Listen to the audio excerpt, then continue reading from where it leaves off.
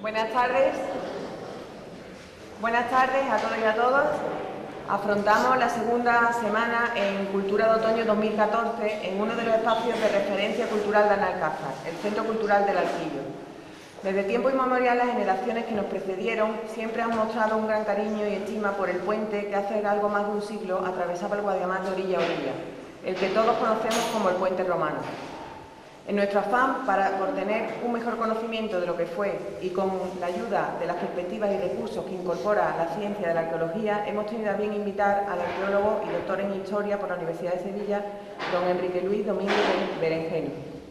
Muchas gracias por estar hoy aquí. Enrique Domingo es miembro del Grupo de Investigación, Historiografía y Patrimonio Histórico Andaluz, del Departamento de Prehistoria y Arqueología de la Universidad de Sevilla. Además, es profesor invitado del Máster de Arqueología de la Universidad de Sevilla. Como líneas de investigación y trabajos principales pueden citarse las siguientes: arqueología histórica, arqueología del territorio, gestión del patrimonio cultural. Actualmente reparte su trabajo habitual en varias actividades como miembro del equipo del Centro Cotidiana Vitae, dedicado a la divulgación de la vida cotidiana en época romana, coordinador de las actuaciones de investigación arqueológica en el Castillo de Alcalá de Guadaira, trabajos diversos de coordinación de actividades arqueológicas, de investigación y gestión cultural en la provincia de Sevilla, en calidad de socio de Arqueológica Sociedad Cooperativa Andaluza, una de las empresas referentes en el panorama arqueológico andaluz. Entre los yacimientos más destacados en los que ha trabajado mencionamos los siguientes: Plaza de España en Écija, Castillo de Alcalá de Guadaira, Torre del Oro en Sevilla, Puente de Carlos III en Alcalá de Guadaira. Numerosas son las colaboraciones y artículos en revistas de arqueología, por mencionar algunas de ellas: Fortificaciones romanas de la provincia de Sevilla, una aproximación a la cerámica islámica de Osuna, arqueología y rehabilitación en los molinos de la ribera de Alcalá de Guadaira, Sevilla y las fortificaciones fluviales del Guadalquivir, alfares y ánforas de la bahía de Cádiz y el recinto fortificado de Alcalá de Guadaira. Antes de darle paso a Enrique, me gustaría hacer hincapié en la importancia de la ponencia que tendremos mañana miércoles, llamada Palabras para curar, una oportunidad de conocer el valor terapéutico de la literatura hacia los enfermos oncológicos y sus familiares. Desde aquí os invito a que nos acompañéis también en la jornada de mañana. Sin más, y a partir de ahora, el turno es para Enrique. Muchas gracias por estar aquí.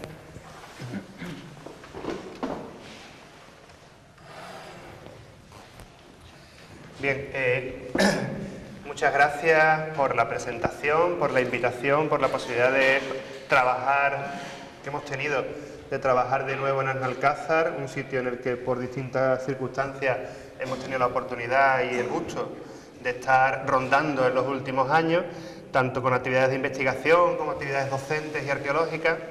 Gracias, por supuesto, pues a la concejala Manuela y a la corporación por la oportunidad que nos han dado de intervenir sobre un elemento tan significativo como es el puente romano de Analcázar, el llamado puente romano de Analcázar. Y mi objetivo en el día de hoy es fundamentalmente relatarles cómo ha sido el proceso de investigación, el proceso de intervención sobre este puente y sobre este elemento tan singular del patrimonio de Analcázar. La actividad arqueológica que hemos podido desarrollar a principios de este año pues ha sido el resultado puntual, puesto que prevemos continuidad en el tiempo de la misma, el resultado de un proceso de investigación previa, de actuaciones previas, que se remonta a varios años atrás y que ya pues a partir de 2013-2014 creemos que está empezando a dar sus frutos. La fotito de la portada con lo de puente romano siglo XVIII no tiene nada que ver con Analcázar, pero me la encontré hace pocos días en la red y me pareció divertida porque, remite un poquito a la problemática, a la casuística que nos hemos encontrado aquí. Me gusta siempre empezar este tipo de charlas con algunos planteamientos generales sobre en qué consiste la intervención sobre el patrimonio histórico y arqueológico. Básicamente porque me parece fundamental no solo centrarnos en el elemento, no solo hablar del puente, de su historia, de lo que hemos encontrado, de lo que podemos pensar sobre él, sino verlo dentro de un planteamiento más amplio. Como arqueólogos tenemos la tendencia, la costumbre, creo que buena, de intentar comprender los elementos sobre los que intervenimos dentro de un contexto más amplio, y ese contexto es el del patrimonio arqueológico.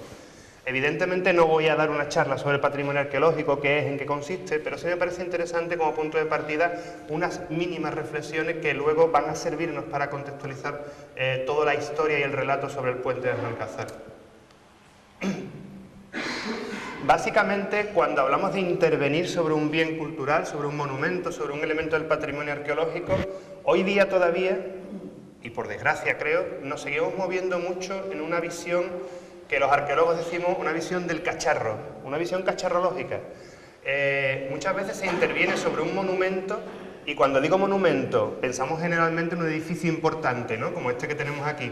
Pero muchas veces la perspectiva del monumento, de la cosa importante, singular, única, se puede aplicar tanto a un elemento inmueble, como puede ser un edificio, pero también a un elemento mueble, como puede ser una pieza singular de cerámica, ¿no? Esa visión de lo importante, lo singular, lo único, muchas veces da pie a un tipo de intervención que es una intervención correcta, o puede ser correcta, pero también generalmente es insuficiente, porque cuando intervenimos sobre los elementos, viéndolos como cosas aisladas, viéndolos como monumentos, el resultado es lo que, bueno, hace ya cierto tiempo, con un coloquio que tuvimos en Osuna, yo calificaba como una intervención en modo archipiélago. Tenemos al final una serie de intervenciones dispersas, aisladas, objetos aislados, cuya gestión es completamente asistemática, no hay una idea de para qué intervenimos, sobre qué intervenimos, cómo intervenimos, y sobre todo una intervención que es intervenimos, investigamos o arreglamos y luego ya nos vamos, nos olvidamos de lo que hemos hecho, nos olvidamos de para qué lo hemos hecho o incluso es posible que no haya un para qué. Puede quedar un elemento restaurado magnífico pero sin uso, un elemento con señalética pero al que no se puede acceder. De tal manera que eso genera una situación bastante curiosa en muchos elementos del patrimonio histórico. Eso se traduce en una puesta en valor singular.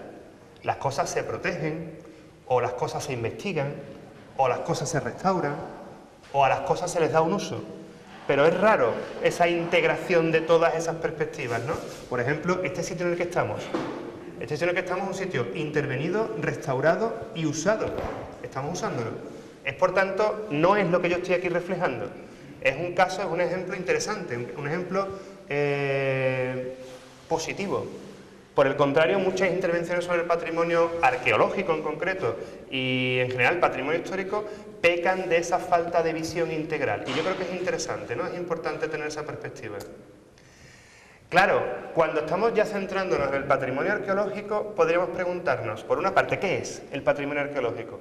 Lo bueno que tiene, por lo menos para los arqueólogos, lo bueno que tiene la arqueología es que es una disciplina muy extensa, muy extensiva, abarca muchas cosas, puede ocuparse de muchas cosas. La propia normativa, pongo ahí lo que considera patrimonio arqueológico, la Ley de Patrimonio Histórico Andaluz, la propia normativa nos habla de todas las cosas que pueden ser patrimonio arqueológico, que básicamente son todas. Lo cual a nosotros nos viene muy bien, porque podemos intervenir sobre muchos elementos y reflexionar sobre muchos elementos. Pero claro, sobre toda esa panoplia, toda esa pléyade de cosas sobre las que podemos intervenir los arqueólogos, ¿qué son? Pues son elementos que por una parte están en el territorio y por otra parte hay que conocerlos para identificarlos. ¿Quién se ocupa de hacer eso? Pues ahí actualmente la tutela está repartida de una forma más o menos asimétrica entre lo que es por una parte, digamos, la administración autonómica y por otra parte la administración municipal. La tutela efectiva está en manos de la administración autonómica, puesto que es la que cataloga, la que inventaria, la que hace los inventarios de bienes arqueológicos, la que informa sobre esos bienes, la que establece qué se puede hacer y no se puede hacer sobre esos bienes. Pero no hay que olvidar, y me parece interesante también aquí decirlo, estamos en un contexto local y me parece interesante, es una iniciativa, esta charla del Ayuntamiento de Benalcázar. Los ayuntamientos tienen un razonable nivel o capacidad de intervención sobre el patrimonio histórico y arqueológico, puesto que también tienen capacidad de inventariar, capacidad de regular, capacidad de informar a la ciudadanía, informar desde muchos puntos de vista. Cosa distinta es que tengan capacidad económica para intervenir, que generalmente no la tienen, o la tienen muy limitada. Pero es una responsabilidad en el sentido de que el primer agente interviniente sobre el patrimonio arqueológico es el nivel municipal. Y eso es importante en el caso que nos ocupa porque no se habría hecho nada de lo que se ha hecho hasta la fecha sobre el puente de Alcázar si no fuese por iniciativa municipal. Ha sido la iniciativa desde el punto de vista local la que ha generado las actuaciones que se han hecho de investigación y de intervención sobre el puente, cosa que es normal, porque es una iniciativa que responde a una demanda ciudadana. Y los primeros a los que llegan los ciudadanos para pedir qué pasa con mi puente es el nivel local. A partir de ahí luego ya la Consejería de Cultura puede proteger, etcétera. Pero es interesante esa correa de transmisión municipal. Con esas pinceladas que yo les acabo de dar, podemos pasar a plantearnos básicamente, a la hora de intervenir sobre un elemento, 3 preguntas básicas, de las cuales yo voy a responder 2. Voy a intentar responder 2. ¿Qué vemos? ¿De cuándo es lo que vemos? ¿Y qué hacemos con ello? Yo voy a intentar responder en esta charla a las 2 primeras. ¿Qué vemos cuando nos acercamos al puente de Alcázar? ¿De cuándo es lo que estamos viendo? Y la tercera pregunta, ustedes me perdonarán, pero no la voy a responder hoy. O por lo menos vamos a dejarlo en un punto y seguido. ¿Qué hacemos con ello? Puesto que yo lo que vengo aquí es a presentar los resultados preliminares de un trabajo, de una intervención, y bueno, pues ahora mismo hay muchas ideas en el aire, pero no, me perdonarán ustedes que no les presente un modelo cerrado de qué vamos a hacer con el puente de Alcázar de aquí a 10 años. Entre otras cosas porque no depende de mí. Bueno, ¿qué vemos? ¿Cuál ha sido el desarrollo de esa intervención en el puente de Alcázar? Ahí tienen ustedes una vista aérea del territorio. El territorio, bueno, pues evidentemente nucleado por el eje fundamental del territorio que nos rodea, ¿no? Que es el río Guadiamar. El río Guadiamar, el escarpe más o menos tenue del Aljarafe interior. Aquí tenemos Sanlúcar, Alcázar y la ubicación del puente, que entiendo que por supuesto todos ustedes saben dónde está, pero bueno, por ubicarnos un poquito. ¿Cuál es el histórico reciente de intervención, de reconocimiento, de diagnóstico, de adscripción de ese puente? Arrancamos del año 88, en 1988 se hace una prospección arqueológica del término municipal de Alcázar, se reconoce arqueológicamente todo el término municipal, y se inventarian todos los yacimientos arqueológicos en el término municipal, todos los que se encuentran, evidentemente. Dentro de esa prospección de 1988 ya se incorpora el puente como un elemento de valor arqueológico, incorporándole una adscripción hipotéticamente romana, fundamentalmente porque es el nombre tradicional del edificio, porque, bueno, pues las noticias que había también desde el punto de vista de la historia previa, incorporando también una serie de datos muy básicos sobre el trazado existente y sobre la presencia de restos ya no existentes en el año 88 que llegaban hasta el cauce del río Guadiamar, cosa que es lógica porque el puente cruza de una orilla a otra. En el año 88 el puente, por supuesto, ya está en un estado completamente ruinoso. Ese conocimiento que deriva de la prospección del año 88 se incorpora en el año 1990 en el catálogo del planeamiento municipal, que para quien no lo sepa, es el instrumento fundamental de ordenación del territorio en un ayuntamiento, en este caso en Alcázar, que se rige en el año 1990 por las normas subsidiarias. A partir de ahí, se produce un lapso de tiempo, aunque el puente recibe atención en distintos trabajos de investigación, lógicamente, pero en cuanto a intervención directa sobre el edificio, bueno, pues tenemos todo el proceso de regeneración, recuperación y reordenación del cauce del Guadiamar como consecuencia del desastre de Narcollar, dentro del cual el entorno del puente y el puente en sí mismo quedan incorporados dentro de esa banda de protección en torno al río Guadiamar.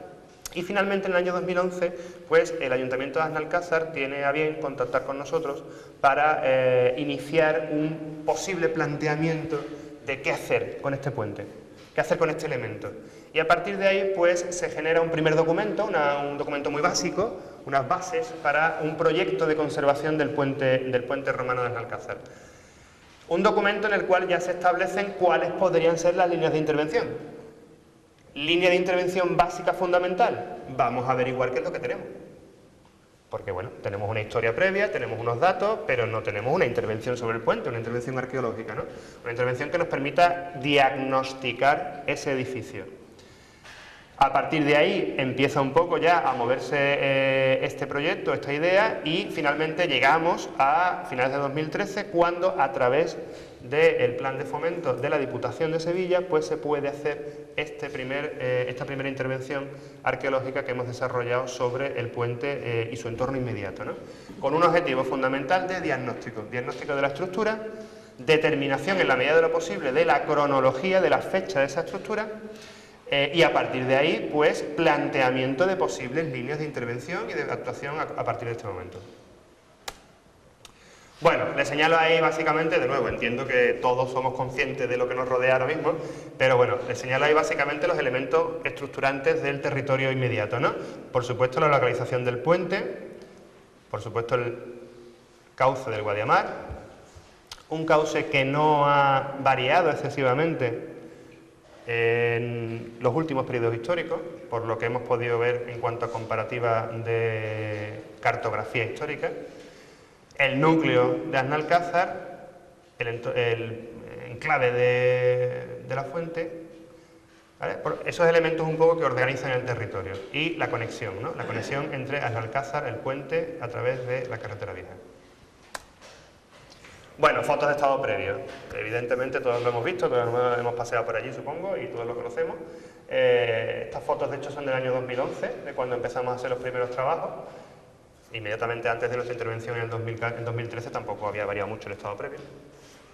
Un edificio en el que, evidentemente, lo primero que surge, lo primero que se ve en cuanto uno hace un primer diagnóstico, incluso sin entrar a excavar, es que tenemos un edificio conservado muy parcialmente, donde lo que se conserva es solamente una parte de lo que fue la estructura primitiva. Un espacio en el que evidentemente estamos hablando, es obvio, de una subida de cota muy importante, puesto que prácticamente los rellenos ciegan los arcos. Luego, por tanto, estamos hablando de una transformación topográfica importante. Y un espacio en el que ya inmediatamente, tal y como entramos a diagnosticar, se ve un estado de conservación que, dentro de lo razonable, presenta una serie de puntos críticos, ¿no? Pues presencia de elementos arbóreos, que evidentemente tienen una incidencia sobre la estructura, presencia de grietas, erosión general de la estructura, etc. Aún así, eso es lo que se ve antes de intervenir. A partir de ahí, pues hay que ver un poco de qué estamos hablando, ¿no? Básicamente, la intervención ha sido muy tenue, pero nos ha permitido incrementar, aumentar sustancialmente el conocimiento sobre el edificio. Como siempre, la arqueología tiene lo bueno de que en cuanto intervenimos empezamos a ver cosas. De tal manera que hemos podido realizar un diagnóstico bastante exhaustivo del edificio, aunque no se ha excavado integralmente. No hemos hecho una excavación integral de todo el entorno, ni lo hemos dejado abierto y exhumado, pues fundamentalmente porque en este punto de la investigación es innecesario. De tal manera que, bueno, aquí tienen ustedes el plano, esto es un plano arqueológico, ustedes me disculparán, pero por lo menos que se note que hemos hecho una excavación arqueológica, ¿no? Que sea una cosa medianamente académica. Pues lo que se conserva inicialmente, o lo visible inicialmente, es este tramo del tablero. Y a partir de ahí, ¿qué hemos hecho? Pues básicamente se ha limpiado, que nada más que limpiando ya se ven bastantes cosas, pero sobre todo se han hecho una serie de sondeos arqueológicos. Una zanja lineal adosada al frente sur y una serie de sondeos con la idea de, por una parte, diagnosticar y documentar algunos de los elementos de la estructura principal, y por otra parte un sondeo para diagnosticar la posible continuidad del edificio hacia el cauce actual del río Guadiamar. La estructura documentada, pues tienen ustedes ahí un poco el resumen. La fábrica del puente es una fábrica, es un núcleo bastante consistente, un núcleo calicastrado, de calicanto, con un forro exterior de ladrillo, en un aparejo, bueno, básicamente regular, un aparejo más o menos regular a sogas y tizones. Se han documentado 7 pilas, para quien no lo sepa, las pilas son los pilares centrales del puente, los que estructuran el edificio. 7 pilas correspondiendo con 7 arcos, con una luz máxima de arco de 4,30 metros. La luz, el ancho de los arcos va variando, porque conforme nos acercamos al estribo oriental los arcos son más pequeños y conforme nos acercamos a lo que sería la parte voladiza del puente sobre el río Guadiamar, los arcos son de mayor anchura. Por tanto, 7 pilas, 7 arcos, 4 espolones, se han documentado 4 espolones semicirculares. Los espolones son los contrafuertes que van en el sentido de la corriente. 4 espolones, aquí tienen ustedes uno que se ha excavado completamente y otros 3 que se han documentado en zanja, de sección semicircular, hechos también en ladrillo, y se ha podido documentar en excavación un tajamar, que es el contrafuerte que va contra la corriente, es el que tiene como función romper la corriente para disminuir el empuje del río, también elaborado en ladrillo. Los pretiles de ladrillo, se ha podido documentar prácticamente esta zona de aquí, que es el estribo, es la zona que engancha con la orilla, el estribo oriental, se ha documentado, está en una conservación razonable, está debajo de una capa de terreno de aproximadamente unos 50 centímetros. Los pretiles, un tablero alomado con un lomo, sabemos, lo comentaré más adelante, el puente de Asnalcázar tenía varios lomos, tenía varias subidas y bajadas. En este caso se ha documentado el tablero del primer lomo, no se ha llegado a la parte superior, al peralte del primer lomo, y se ha documentado como un tema más anecdótico, que luego les explicaré de dónde sale, este pequeño murete de contención, que inicialmente no teníamos muy claro para qué servía, pero posteriormente, gracias a la documentación de cartografía histórica, pues nos ha quedado razonablemente claro. Por tanto, una estructura, bueno, una estructura relativamente sencilla, en la que evidentemente no se han excavado completamente todos los espolones. No hacía falta en este momento de la investigación, como les digo, es una investigación de diagnóstico, y no se han excavado, puesto que, de nuevo, estamos en una investigación de diagnóstico, todos los tajamares. Antes de empezar la charla ya me preguntaba una persona, ¿y se ha cubierto? Sí, después de la intervención, lo comento ahora porque creo que es interesante, incluso por si saliese después en el turno de preguntas. Una vez que se ha terminado la intervención, ¿se ha cubierto las zanjas abiertas? Sí, evidentemente. ¿Por qué? Por motivos de seguridad. Es una intervención arqueológica puntual, se diagnostica la estructura, quedan una serie de sondeos abiertos, esos sondeos abiertos no se pueden quedar abiertos, porque por ahí pasan muchos niños, por ejemplo, y personas mayores. Pero me imagino que lo saben ustedes, ¿no? Con el Centro de Interpretación del Guadiamar, ahí todos los días en la excavación pasaban recuas de niños camino del río, pasan sus actividades, muy simpáticos, pero claro, no podemos dejar ahí un sondeo abierto para que se nos caiga nadie.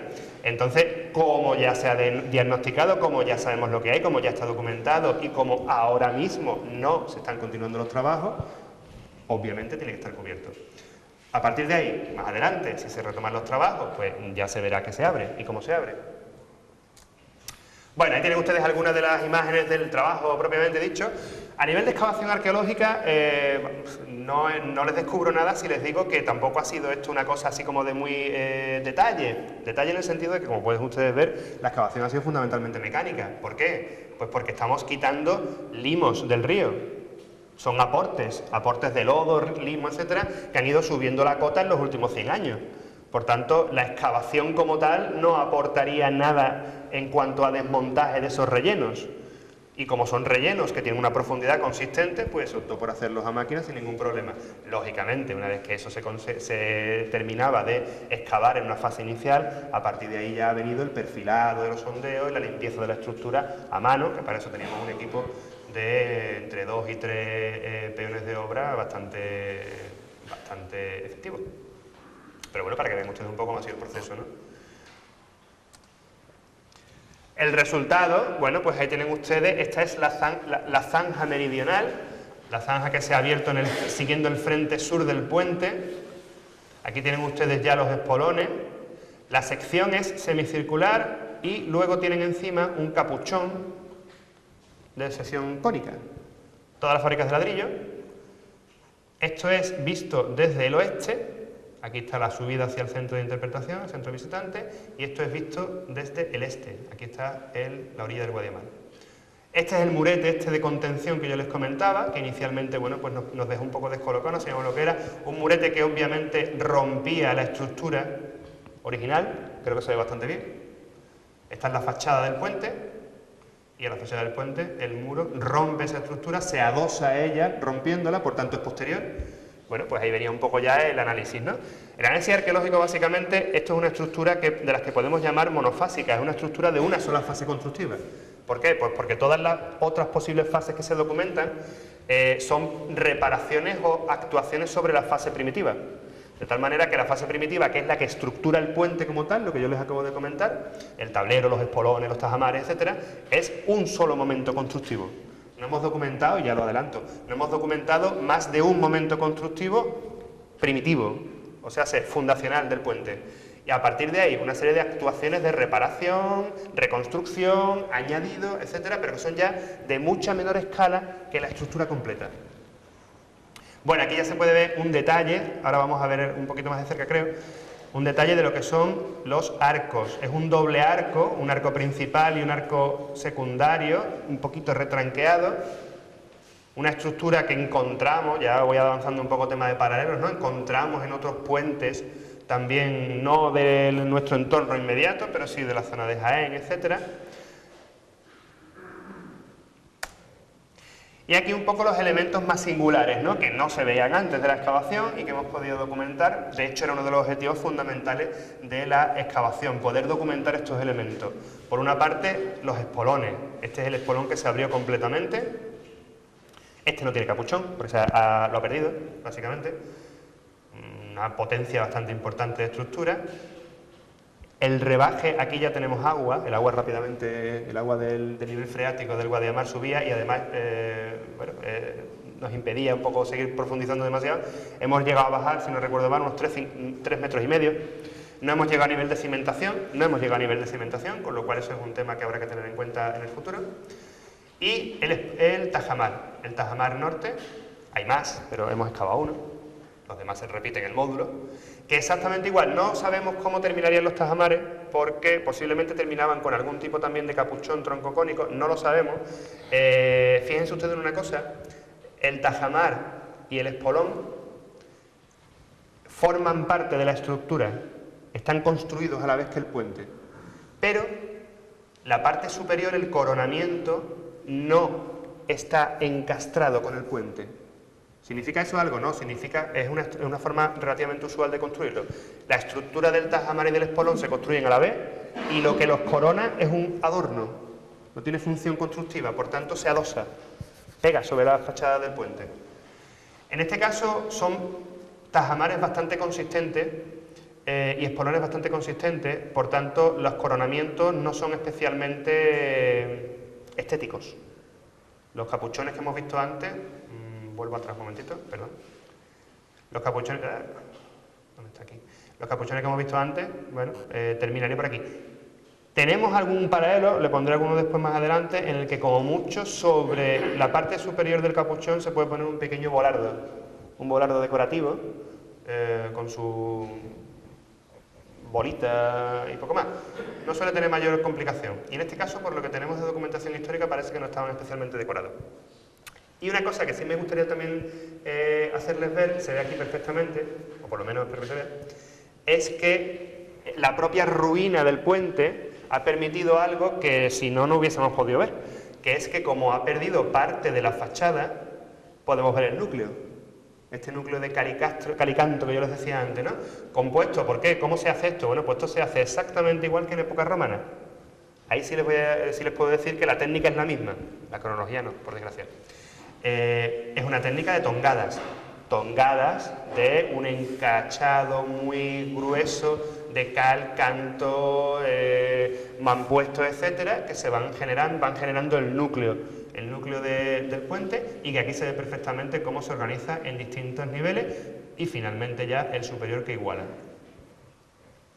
Bueno, eso es la materialidad de lo que hemos encontrado. Lo que ya conocíamos, limpio y excavado parcialmente.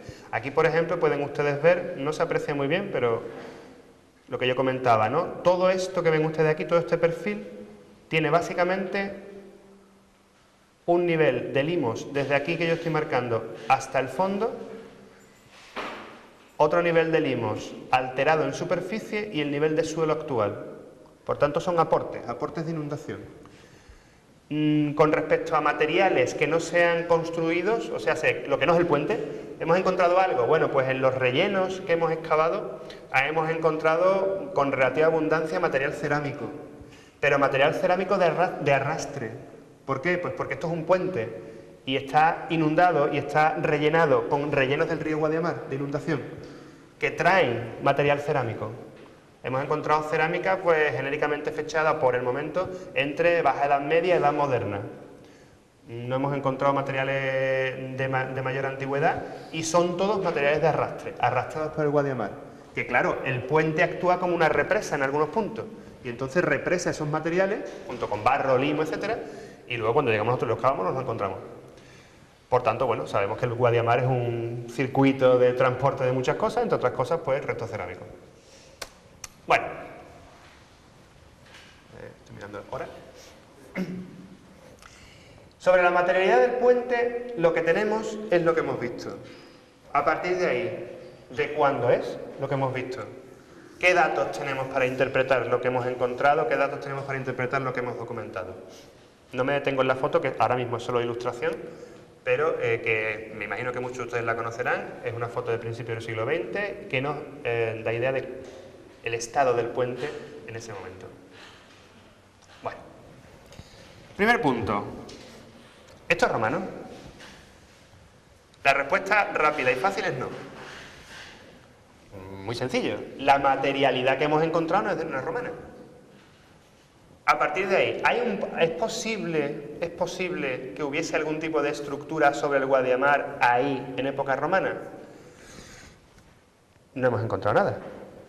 Pero eso sería una visión demasiado materialista. Materialista en el sentido de como no encontrado nada, pues no es nada. Vamos a reflexionar un poquito. ¿Podría haberlo?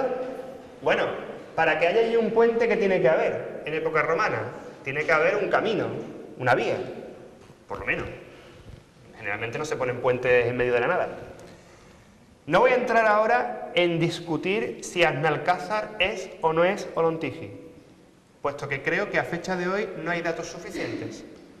Vamos, no soy el único que lo cree. No hay datos suficientes ni para afirmarlo ni para negarlo. Es algo que no se ha investigado suficientemente. Hay evidencias, sobre todo evidencias monetarias, alguna posible evidencia arqueológica muy discutida, pero bueno, está la posibilidad de que Aznalcázar en época romana fuese un asentamiento que además acuñaba, y un asentamiento que tuviese cierta entidad. Bueno, ¿qué tenemos de documentación? Bueno, esto que yo les pongo ahí de ilustración es la famosa, es la tabula peutingeriana, que para quien no la conozca es una especie de mapa de carreteras del Imperio Romano. Se empieza a redactar, su primera versión parece que es del siglo IV, pero la primera versión que tenemos, la primera reproducción que tenemos conservada no es del siglo IV, es del siglo XIII. Y además resulta que ocupa todo el Imperio Romano, pero resulta que la parte de Hispania está perdida, se destruyó. Por tanto, no tenemos la parte de Hispania de la tabla peutingeriana. Y me dirán ustedes, ¿y por qué está puesta ahí? Pues está puesta ahí porque hay gente que la ha reconstruido. ¿Cómo se puede reconstruir la tabla peutingeriana? Bueno, pues porque sabemos cómo es el resto y a partir de ahí tenemos una serie de fuentes de información, una serie de documentos que nos hablan de las vías romanas en esta parte del imperio. Son fuentes literarias. Y con esas fuentes literarias, pues hay gente que ha reconstruido la parte de Hispania de la tabla peutingeriana, con lo cual pues les puedo poner ilustración. ¿Qué fuentes tenemos? Tenemos varias. La más usada es el itinerario de Antonino, o los itinerarios de Antonino. Son varios documentos que también se fechan en el siglo IV y que nos relatan las distintas paradas que hay en las vías romanas que surcaban todo el imperio. No voy a entrar ahora en explicar las vías romanas, que básicamente no son caminos de comunicación de masas, no son como nuestras autopistas o como nuestras carreteras, sino que son caminos reservados dentro del imperio para cosas muy singulares, por ejemplo, el transporte de las legiones, por ejemplo, el cursus publicus, que es el correo imperial. Digamos que la gente normal no va por las vías romanas, la gente normal va por caminos de carro. El transporte de mercancías no se suele hacer por tierra en el mundo romano, se suele hacer por ríos, por vías fluviales, porque es más barato. Ir por tierra, llevar mercancías por tierra en el mundo romano es muy caro. De ahí viene que el Guadiamar sea una gran vía de comunicación, por ejemplo, y sus afluentes, y el Guadalquivir, etc. Bueno, el itinerario antonino del siglo IV nos habla de uno de sus itinerarios, que es el Abostio Fluminis Anae Meritan, o sea, el que va desde las bocas del Guadiana hasta Mérida. Y que, entre otras mansiones o paradas, señala esas que tienen ustedes ahí que yo les pongo. Onova, Huelva, Ilipla, sobreentendido que es niebla, Tuqui, que la mayor parte de los investigadores están de acuerdo en situar en Tejada la Nueva, cerca de Escacena del Campo, y finalmente Itálica. Claro, entre Tejada la Nueva e Itálica hay un trecho bastante largo. Con lo cual, ¿qué pasa? ¿Cómo se cruza el Guadiamar? ¿Cómo cruza el Guadiamar esa vía y por dónde lo cruza? ¿Y lo cruza con algo que no sea un vado? No se sabe. Pero sin embargo hay otra fuente, que no cito yo ahí, que es también otro itinerario que sí habla de la presencia de un enclave, aquí no aparece, pero que es tema, aquí está mal ubicado, que podría ser la Elia. La Elia, que para quien no lo sepa, se sitúa generalmente en el Cerro de la Cabeza, en Olivares. Por tanto, estaríamos hablando de que el tránsito entre Huelva e Itálica se hace a través de Niebla, Tejada la Nueva, la Elia, Itálica, cruzando el Guadiamar por la Elia. ¿Con un qué? ¿Con un puente? No, con un vado. No habría puente. Es muy rara la monumentalización de vados para construir puentes en el mundo romano. Los romanos no construyen puentes tan alegremente. Los construyen en sitios muy singulares o muy necesitados de ellos. Por tanto, en principio, en nuestro entorno, ¿cómo se hace el viario romano que podría llevar aparejado un puente? Se hace por el norte, se hace por la altura de Cerro de la Cabeza. A todo ello se puede sumar otra fuente, que es la de Plinio. Plinio, en su Historia Natural, nos dice que el Maenova, el Guadiamar, es navegable, y en su entorno se hallan las ciudades de Lontigi, la Elia y la Stigi. Pero dice que es navegable. Luego, si es navegable, la presencia de un puente complicaría esa navegabilidad. Vale, por tanto son argumentos, evidentemente, cosas que se pueden poner encima de la mesa, y creo que precisamente esta investigación es el momento de poner estas cosas encima de la mesa, puesto que, bueno, el actuar sobre un elemento concreto, lo que yo decía antes del contexto, ¿no? Actuar sobre un elemento concreto, que es el puente, nos debe de permitir no solo averiguar cosas sobre el puente, sino ya que estamos, vamos a intentar pensar un poquito el territorio que lo rodea, ¿no? Bueno. Esta es la propuesta que hace Ruiz Acevedo en el año 99 sobre precisamente esto que yo les acabo de comentar con la tabula peuto-ingueriana, pero aquí ya lo tenemos en planito. A partir de Onuba estaríamos hablando de que la vía que va desde desde la boca del Guadiana hasta Itálica, pues pasaría por Ilipla, Niebla, según todas las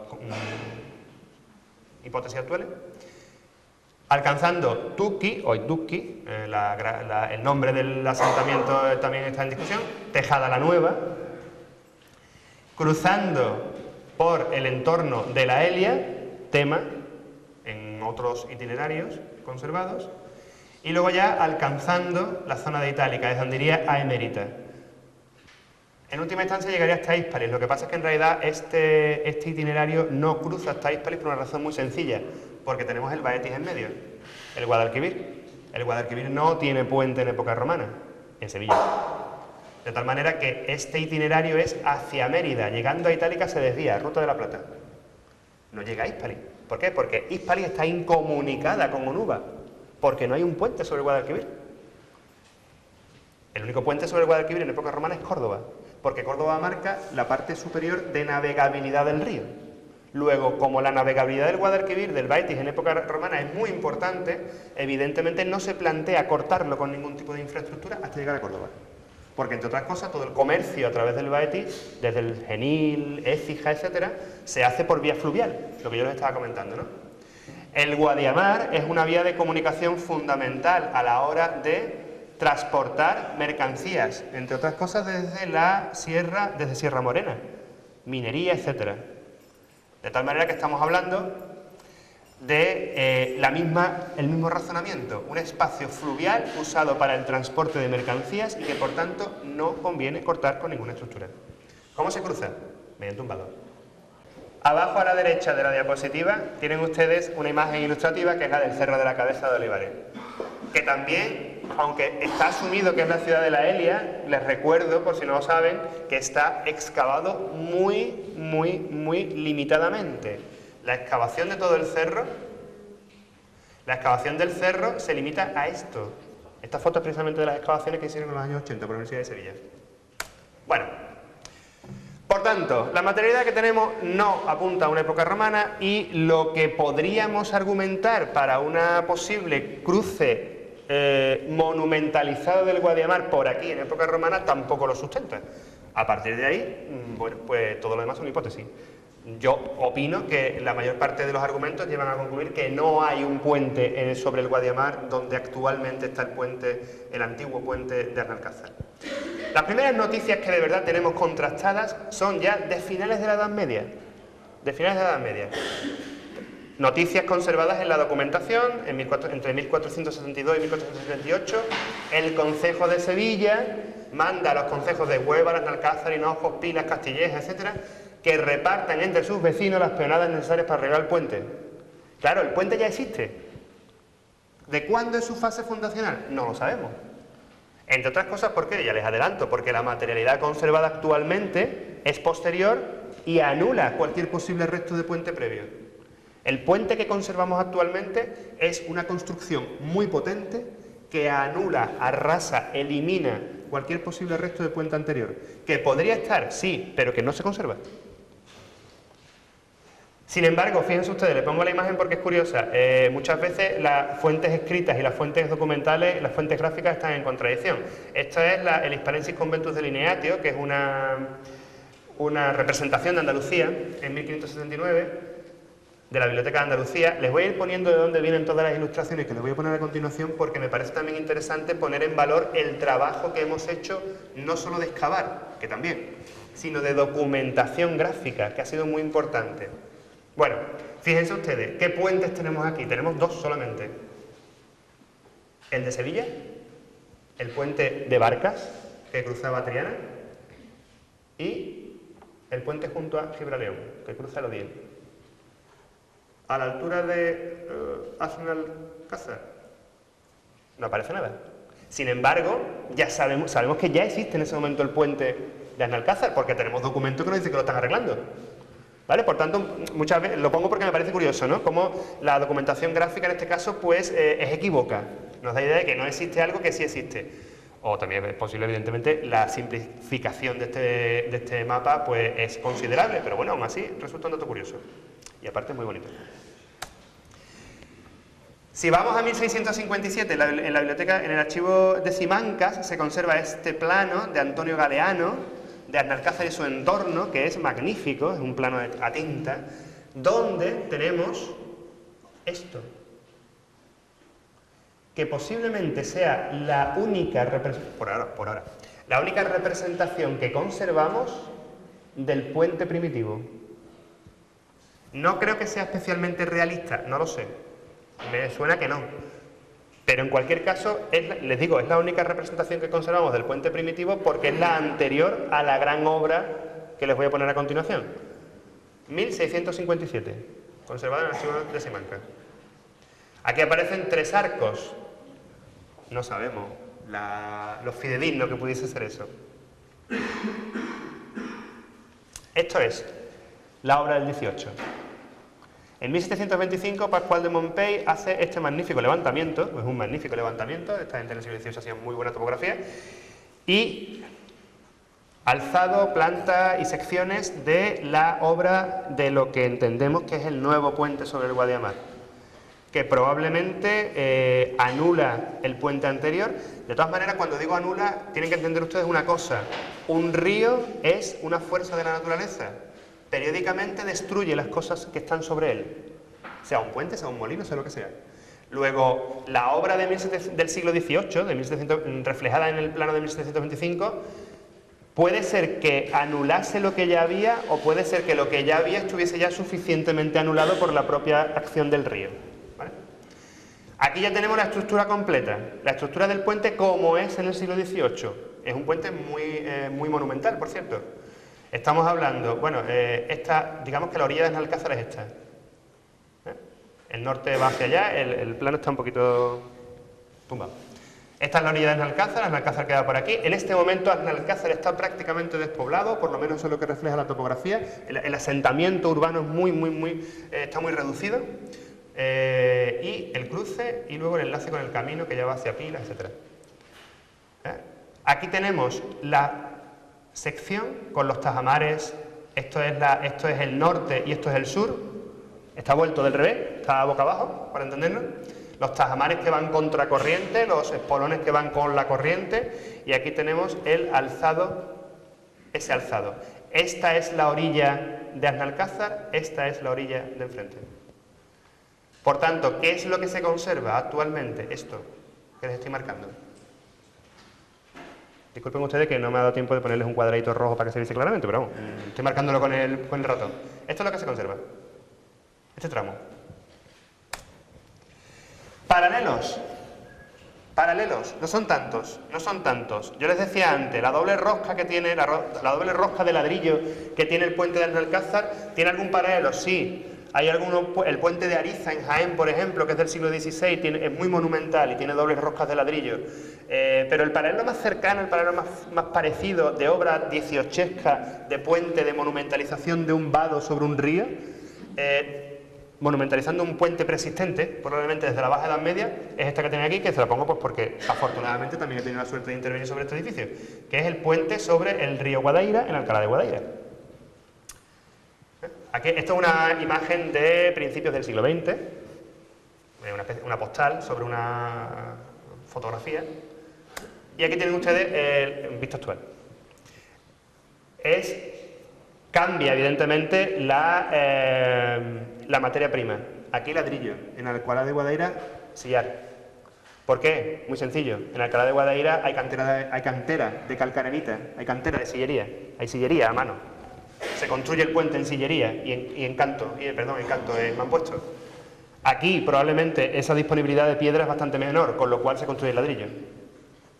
Bueno, aquí tienen ustedes, es un puente, les diré, no más monumental, no es más monumental que el de Alnalcázar. Lo que pasa es que se conserva mejor.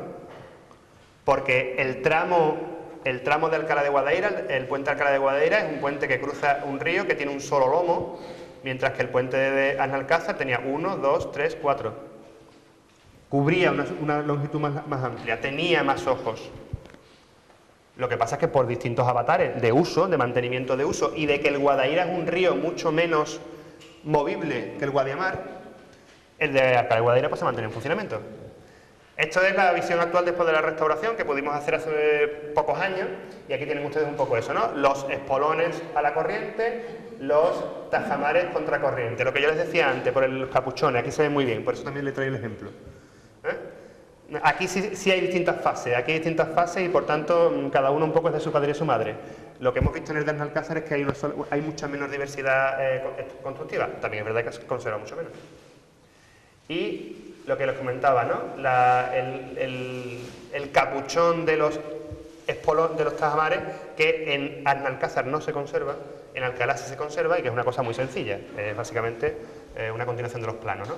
Y aquí seccionado, porque me imagino que se dan ustedes cuenta, esto es una restauración volumétrica que hemos hecho recientemente.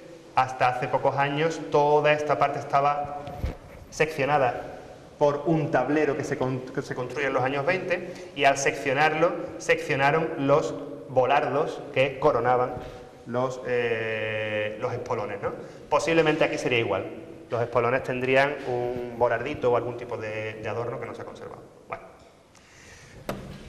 Puesto ese ejemplo, que yo creo que nos sitúa muy bien, ¿no? Son ese tipo de obras dieciochescas, siglo XVIII, en el caso de Alnalcázar un poquito anterior al de Alcalá de Guadaira, que monumentalizan vados preexistentes o reconstruyen espacios de puente ya existentes, ¿no?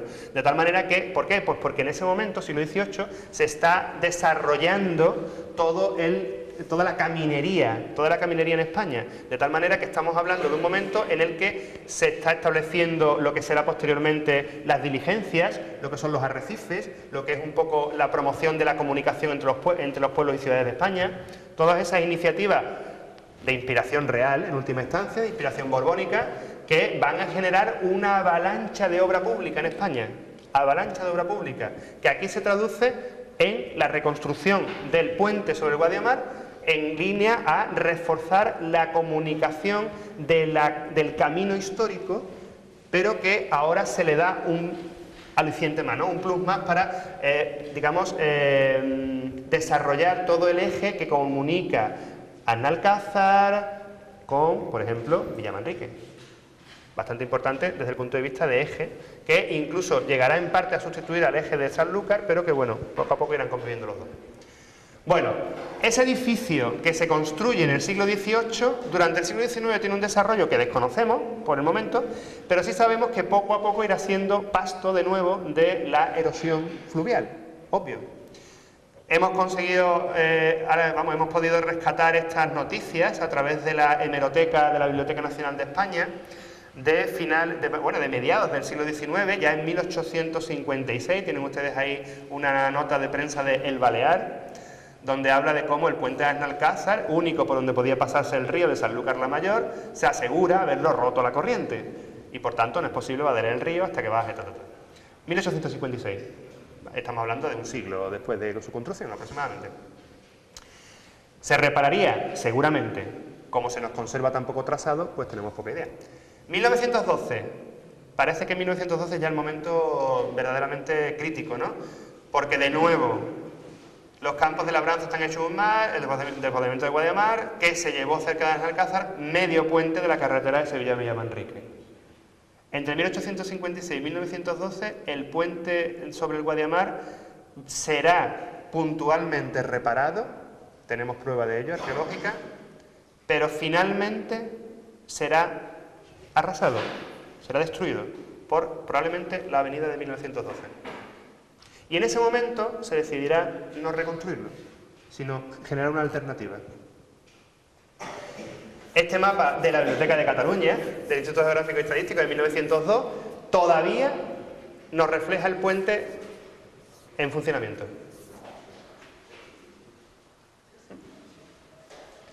Este plano de 1914 del Instituto de Estadística y Cartografía de Andalucía ya nos refleja el puente destruido. El que venía en la nota de prensa que yo les acabo de pasar, ¿no? Destruido el puente antiguo, se construye un puente metálico provisional y a partir de ahí se busca una solución que no suponga recuperar el puente antiguo, se da por perdido, sino generar un nuevo paso sobre el Guadiamar, que es el que luego posteriormente se termina, en pocos años terminaría por consolidarse.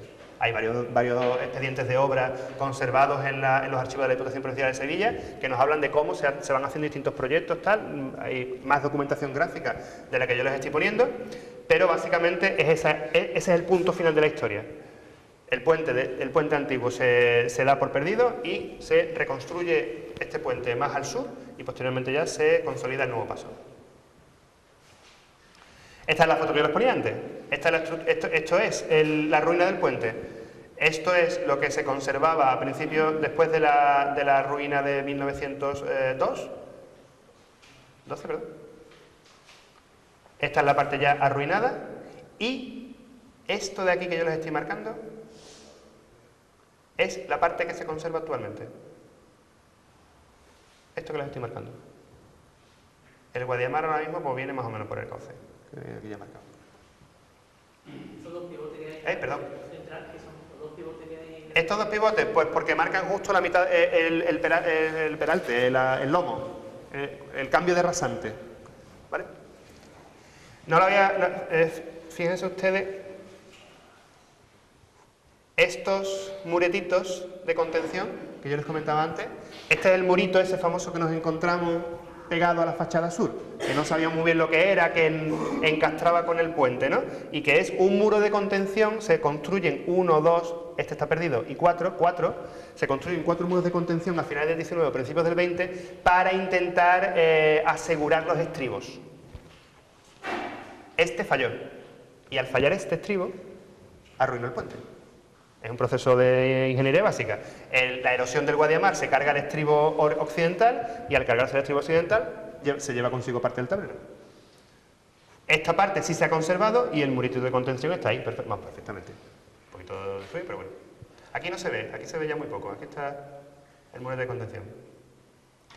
Y la última imagen que les traigo, que es ya la de la ruina. Básicamente, entre 1938 y 2014, el estado del puente se ha mantenido prácticamente igual. Esta foto es de José María González Nandín y Paúl, está en la fototeca de la Universidad de Sevilla y nos muestra el estado del puente en 1938, que es básicamente el estado de estructura que se ha conservado hasta la actualidad. No nos consta, a través de la excavación realizada, que haya más estructura en dirección al río, aunque no se ha excavado linealmente, hemos excavado muy puntualmente.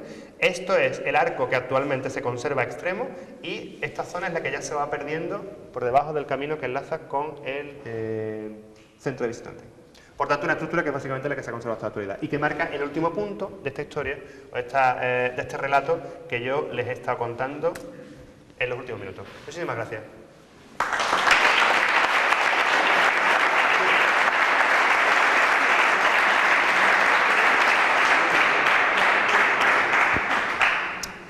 Pues, si hay alguna pregunta en el momento.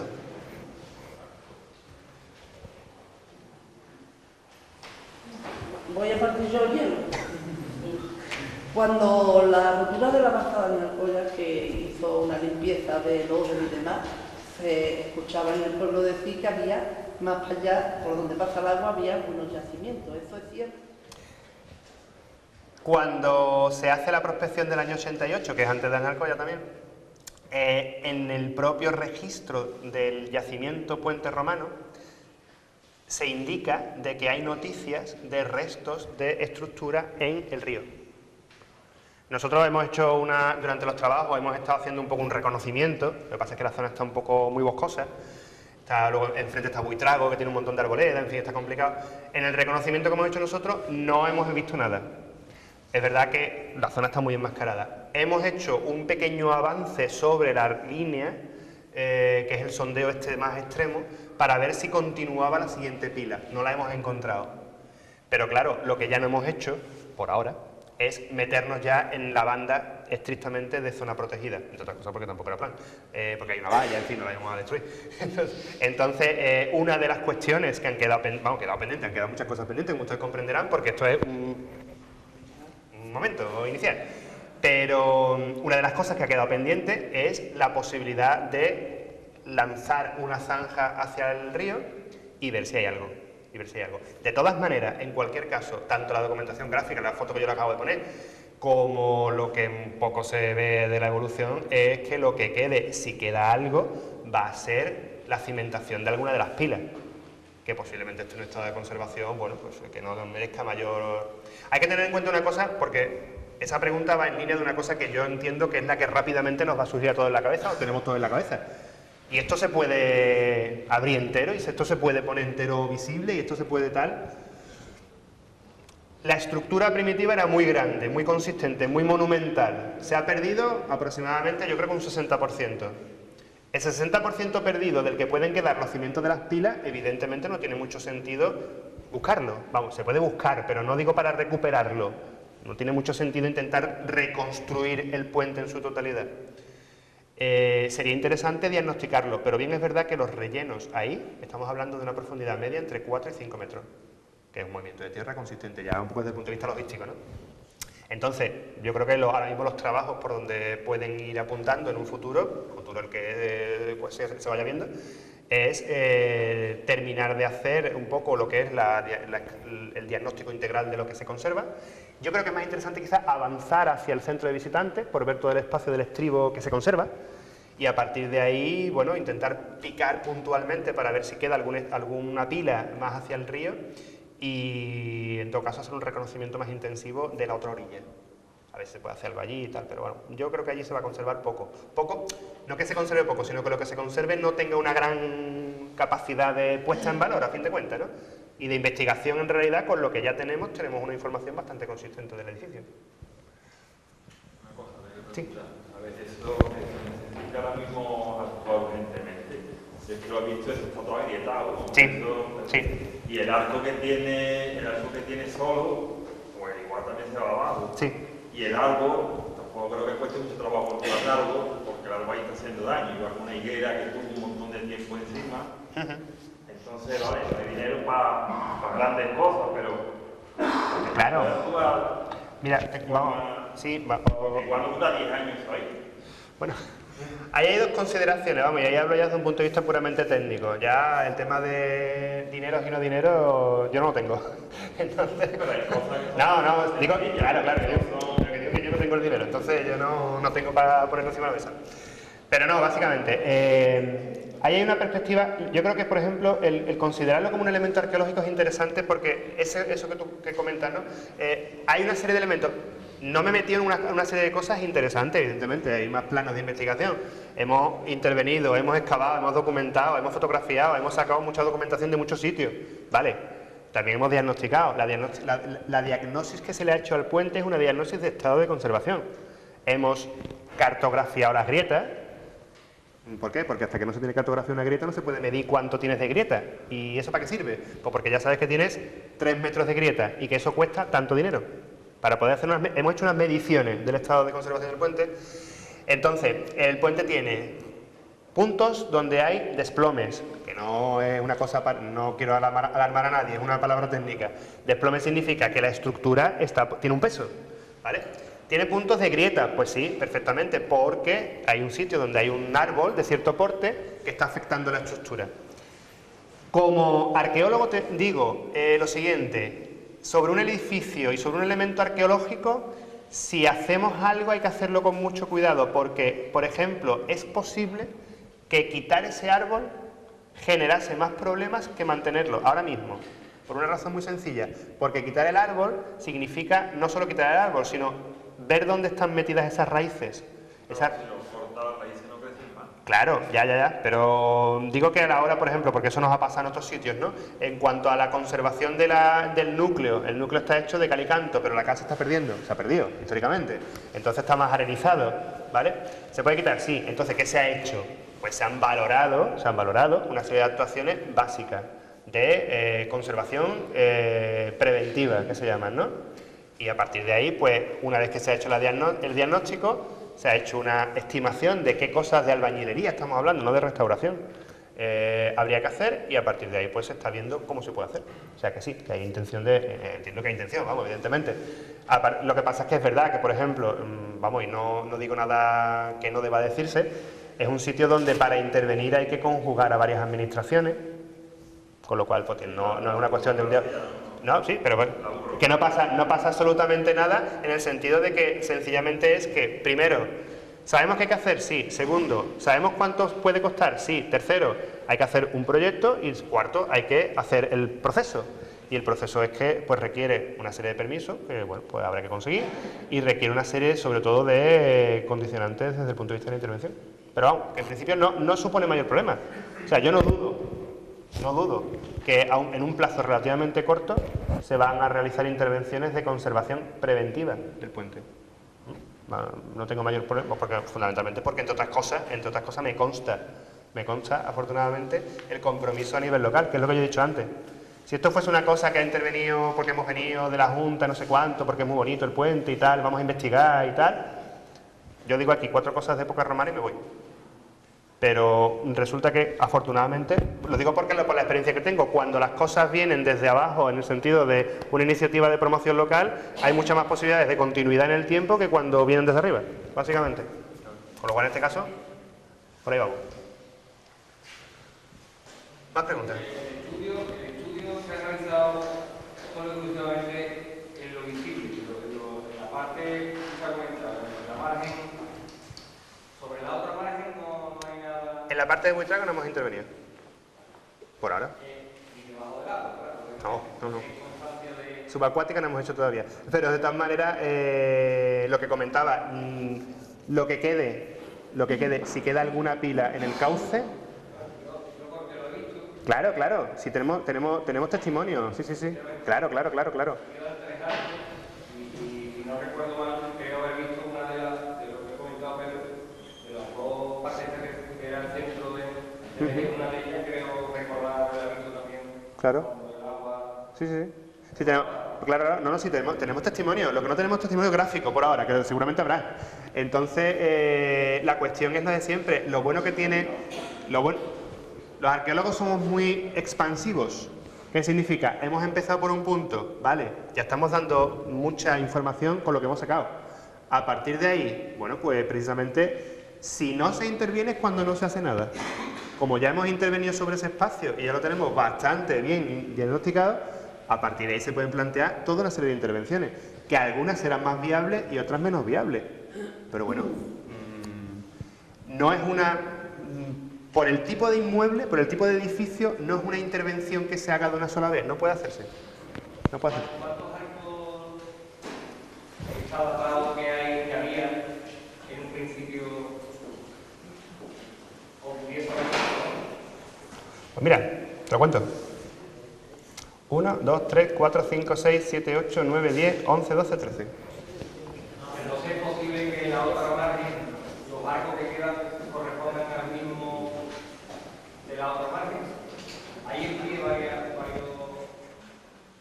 Yo no sé exactamente, hemos hecho, no lo he traído, hemos hecho una superposición, lo que pasa es que no es fácil. Hemos hecho una superposición del plano del 18 sobre el plano actual. No es fácil porque el curso del río ha variado, evidentemente, pero aproximadamente el cauce, bueno, estamos aquí, el cauce actual quedaría por aquí aproximadamente. Esto es lo que se ha conservado.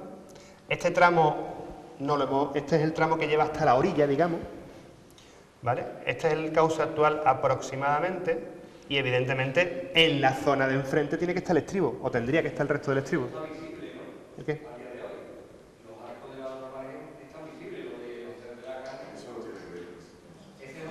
No, claro. Estamos hablando del puente Romano y el... Claro, no tiene nada que ver. En la parte de enfrente, no. Claro, pero ahora mismo en la orilla de enfrente, en la orilla actual no se ve nada. ¿Vale? Claro. Pero es que no he traído la superposición de una con otra, pero vamos. Estamos trabajando, porque lo hicimos a un nivel muy... Esto lleva muchas líneas posteriores, ¿no? Estamos trabajando en algo que hicimos en campo, que es esa superposición, pero corrigiendo el plano del 18 sobre la cartografía actual. Para tener, porque la topografía es muy buena, yo me fío mucho de la topografía de los topógrafos del siglo XVIII, porque en otros sitios nos ha servido. Vamos, tal es así, que por poneros un solo ejemplo, hemos encontrado en Alcalá de Guadaira una ermita medieval gracias a un plano del siglo XVIII-XIX, cuando esa ermita estaba desaparecida desde hacía 150 años, porque eran muy buenos topógrafos. Entonces estamos haciendo un proceso de corrección, eso ya se hace en laboratorio, corrección del plano previo sobre la cartografía actual, con la idea de que si tenemos la oportunidad, que yo creo que sí, de poder hacer futuras campañas de investigación sobre este espacio, que a lo mejor no es solo excavar, sino investigación en cuanto a nuevos trabajos de campo, nuevos trabajos de laboratorio, ¿no? Pues tener ya una posible traza muy cerrada de por dónde irían todos estos restos. Sí. Más que una pregunta, un ofrecimiento. Tanto Pedro como yo pedimos hace 2 años a Salamanca el expediente de la gran obra del siglo XVIII, lo tenemos completo. El problema tenemos que la letra es encadenada y la verdad es que no está costando la mucho ni un especialista para verlo, pero que tenemos el expediente completo de la gran obra. ¿Me consta? Sí. Claro, es que por eso mismo, es que este tipo de cosas, o sea, nosotros hemos empezado, llevamos ya tiempo trabajando en este sitio, pero claro, es, como siempre, el puente es una excusa, y una muy buena excusa. ¿Para qué? Para poder coordinar todos los trabajos que hemos estado haciendo mucha gente en los últimos tiempos, ¿vale? Entonces yo creo que pues es un momento interesante, como siempre. ¿Qué saldrá de ahí? No sé, a lo mejor dentro de 10 años, por decir algo, pues resulta que tenemos parte del puente recuperado con un cartelito y no sé cuánto, pero además pues se han podido unificar varias investigaciones. Entonces siempre me parece interesante este tipo de cosas.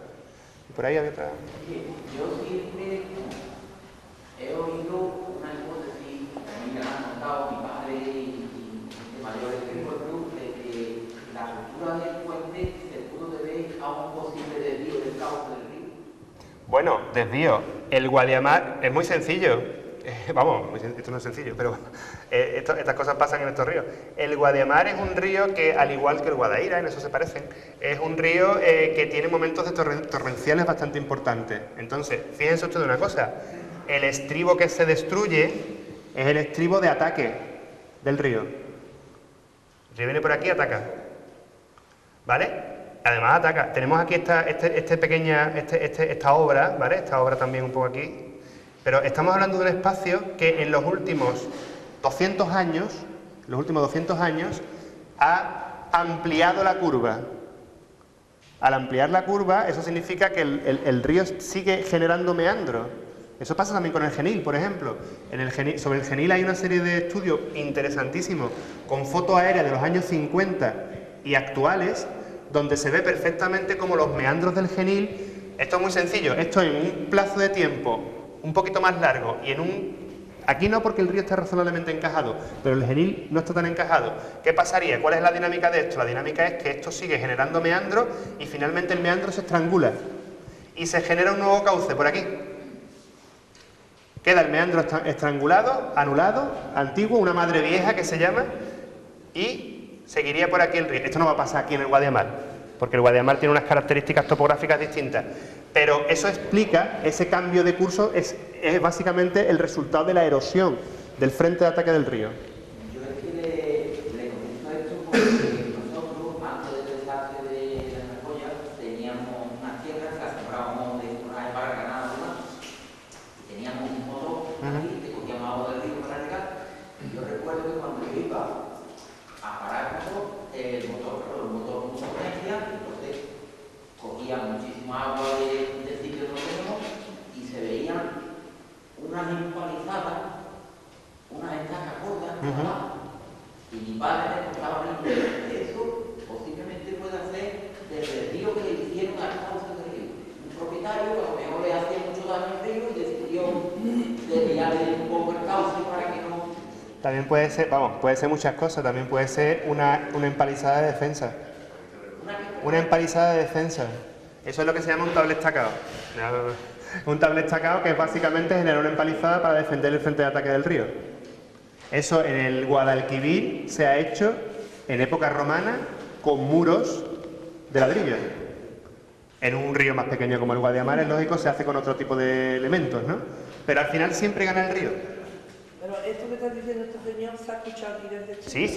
que había un propietario que parece ser que le dividía la finca y desvió el cauce. Parte del cauce, también, claro.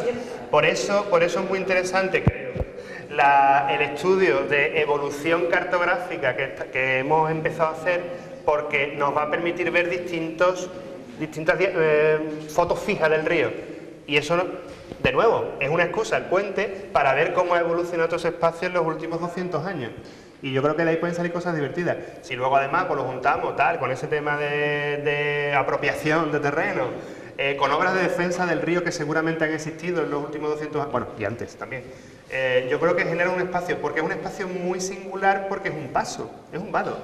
Históricamente, haya puente o no haya puente, es un vado. Luego, como es un vado, ahí pasan muchas cosas. Y ha habido casuísticas, todas las que queramos y más. Algunas podremos averiguarlas gracias a la investigación y otras no. Y todas las millones de casuísticas que han pasado desde la Edad Media hasta la actualidad, pues seguramente se nos escaparán. Pero algunas otras, pues sí, yo creo que las vamos a poder ir sacando. Y puede ser un tema bastante interesante en cuanto a análisis. Al fondo había otra pregunta, perdona.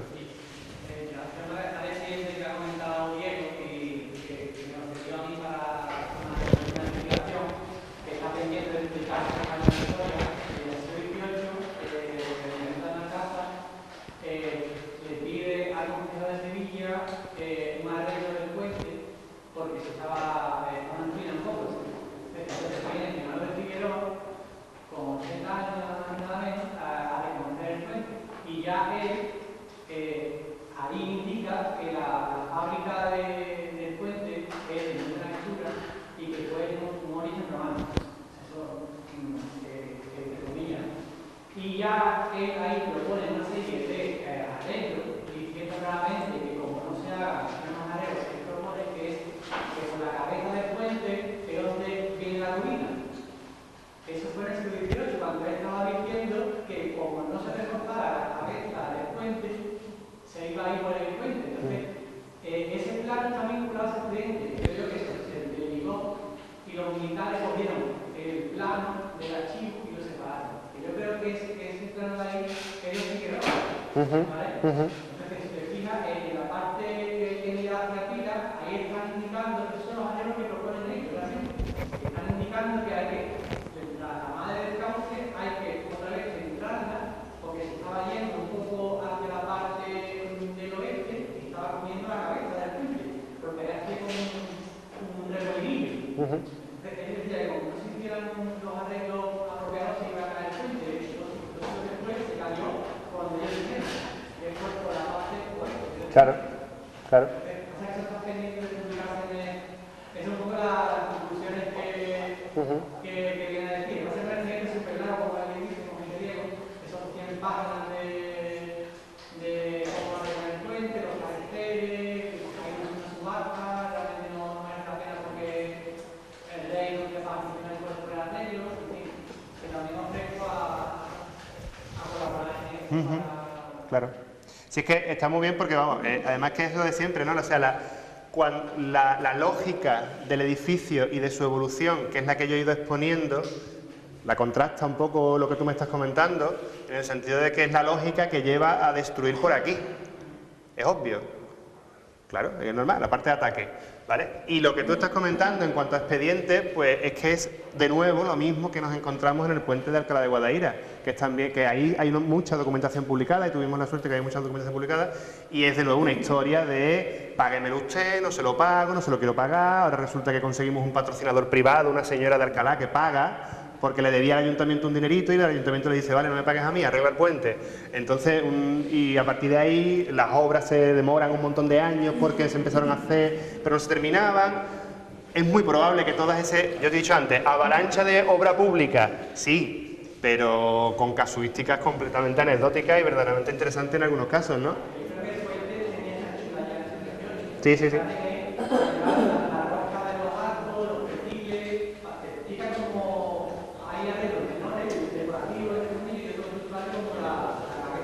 De hecho, en ese plano hay un fallo porque hay un arco menos.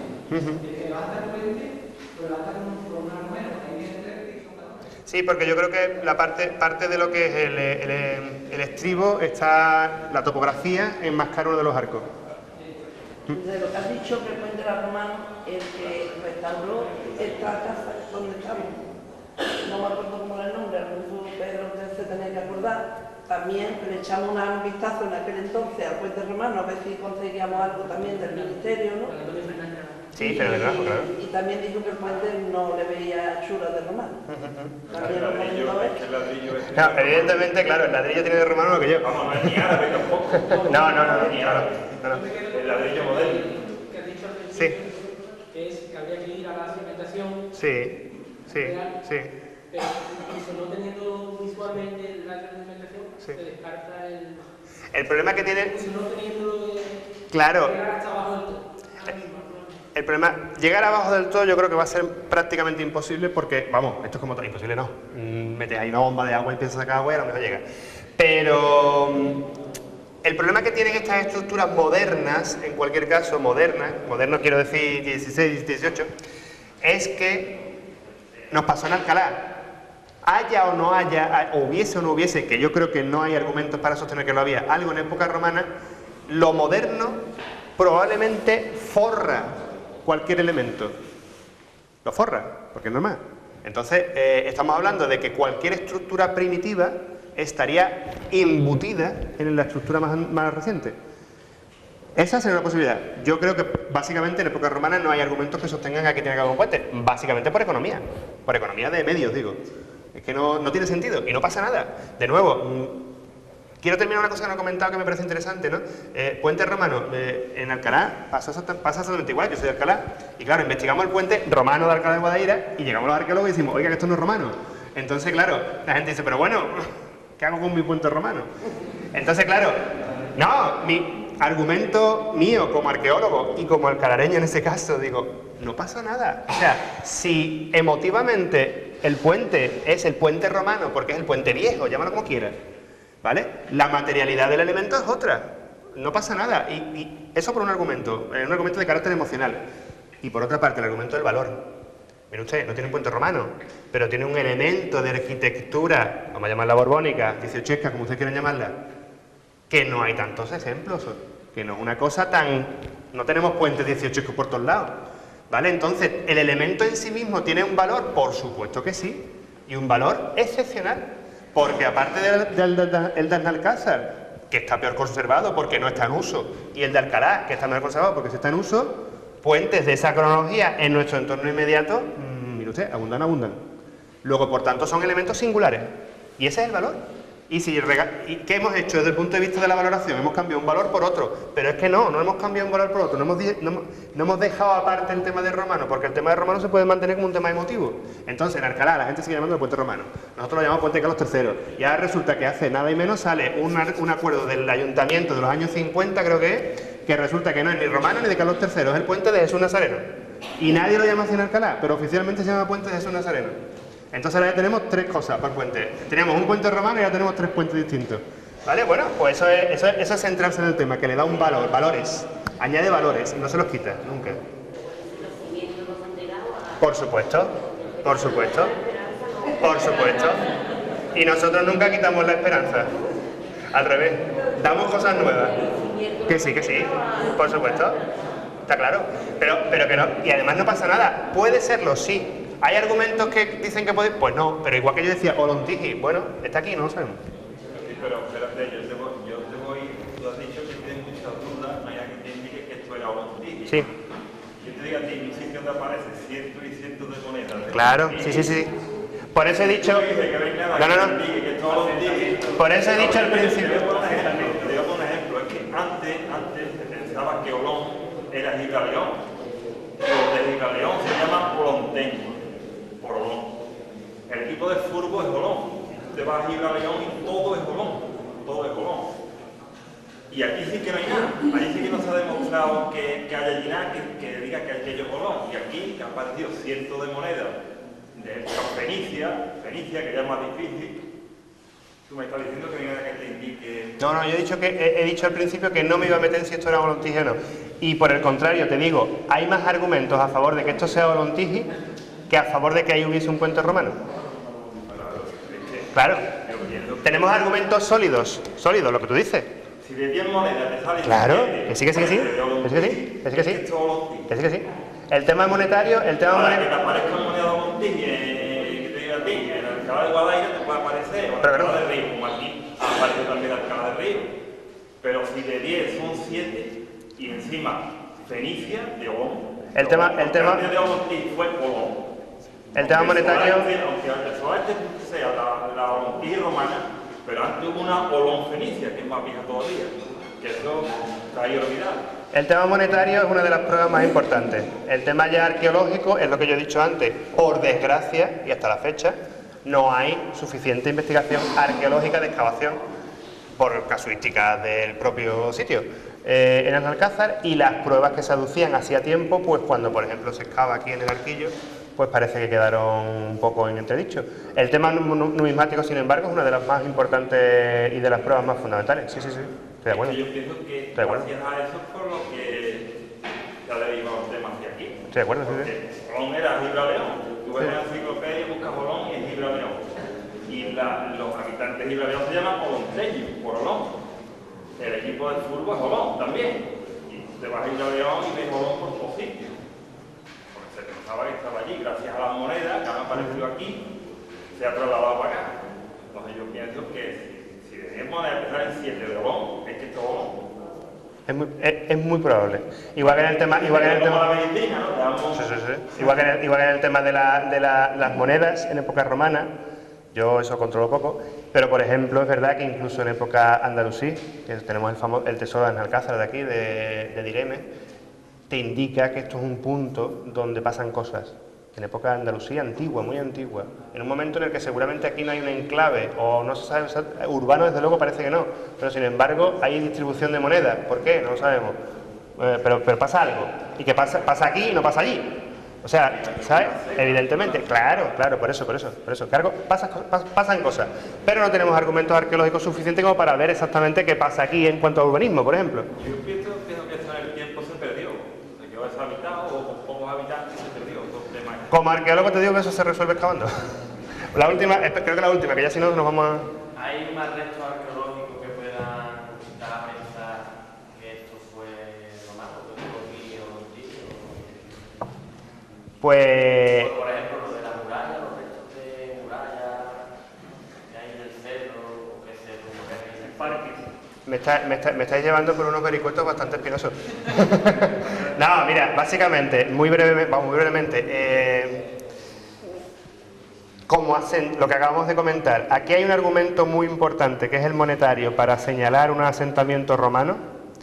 Antiguamente se hablaba, bueno, antiguamente no, en los años 30, en el catálogo arqueológico y artístico, Collantes y otra gente decían que los cimientos de aquí del Arco de la Pescadería podían ser de época romana. Cuando se ha investigado arqueológicamente parece que no lo son. El recinto amurallado actualmente visible y estudiado razonablemente en lo que se ve es almohade, siglo XII. Pero, sin embargo, estamos hablando de que, al igual que aparecen monedas de Ollantiji, a punta pala, aparecen acuñaciones de época emiral, aquí también, hay un tesorillo encontrado hace no muchos años, os incluso, creo recordar. Por tanto, aquí están pasando cosas también en época emiral. ¿Qué significa? Aquí tenemos un asentamiento que por lo menos arranca en época romana. ¿Con qué características, qué superficie y qué envergadura? Ni idea. No lo sabemos, no lo sabemos. Por paralelos, el sitio del Cerro del Castillo, de aquel lado, la Alcazaba, sería el sitio más probablemente nuclear, donde podría haber más asentamiento primitivo. No se sabe, porque no se ha excavado. Pero no se ha excavado fundamentalmente pues como no se ha excavado en tantísimos otros sitios, porque los arqueólogos excavan donde podemos, o se excava cuando se puede, ¿no? Entonces, por distintas circunstancias, hasta la fecha no. Se han hecho trabajos arqueológicos interesantes aquí en Alcázar, que se han centrado fundamentalmente en el momento medieval, porque es lo primero que sale. Entonces, lo que se ve ahora mismo fundamentalmente es medieval islámico, andalusí, y sobre cómo y qué tipo de asentamiento tenemos ahí. En época andalusí ya habría que discutir mucho, y no son horas ni es el día. Pero sobre cómo retraer eso a época romana, ahí ya sí que habría que discutir muchísimo más. Con lo cual, pues, evidencias arqueológicas, el argumento monetario es el fundamental. ¿Vale? Por ahora. Mañana pasado se excava un solar y aparece lo que tú quieras. ¿Vale? Vale. Por último, una cosita. Vamos a ver. Dar las gracias al monitor cultural que tenemos, sobre todo, que tiene un interés grandísimo, no solo la concejala, sino que hay que valorar el monitor que tenemos. Por parte nuestra, del equipo de gobierno, no dudéis en que, como me han dicho, por esta boquita nos va a quedar que pidamos hasta la saciedad para conseguir que el puente romano sea una realidad, que conectemos con Buitrago, ¿no? Está hablado por mi parte incluso en el Parlamento de Andalucía, y hay algunas parlamentarias a ver dónde hay dinero para poder conseguir algo más.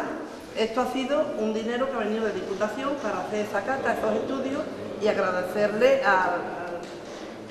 que ha hablado y ha explicado todo tan divinamente, que llevemos la mente clara, que es verdad que con el apoyo de todos vosotros pues tendremos que conseguir, a lo mejor no lo veremos nosotros, pero lo verán nuestros hijos y nuestros nietos.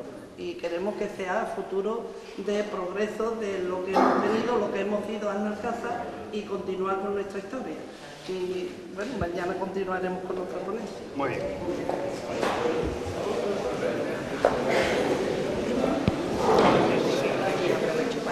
Hombre, un momentito, un detalle de la etnografía de Doñana, pues me encanta, para que tengas un recuerdo nuestro.